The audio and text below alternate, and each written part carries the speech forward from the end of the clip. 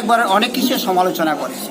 তাহলে আমরা এখন জনজাতি হয়ে বিজেপির সেই একটা শাখা সংগঠন হয়ে কেন আমরা আমাদের অস্তিত্বের কথা বলতে পারবো না? কিছুক্ষণ আগে অগুর দেববর্মা বলেছেন সেই লাদাখ আলাদা স্টেট চাওয়ার পেছনে এই যে লাদাখ যারা করতেন সেখানে যারা আদিবাসী আছেন, জনজাতি আছে, তারা তো তাদের আন্দোলন করছে, তাহলে আমরা কেন করতে পারবো না? এর জন্য আমি মনে করি আমাদের এই এডিসিকে ত্রিপুরাল্যান্ড গঠন করার জন্য একমাত্র আমারই পার্টি সেই IPFT, আমরা সেটা ছাড়া আর কোনো পার্টি এখানে আমরা আমাদের অস্তিত্ব রক্ষা করতে পারবে না। সেই বিজেপিকেও ডেকেছি।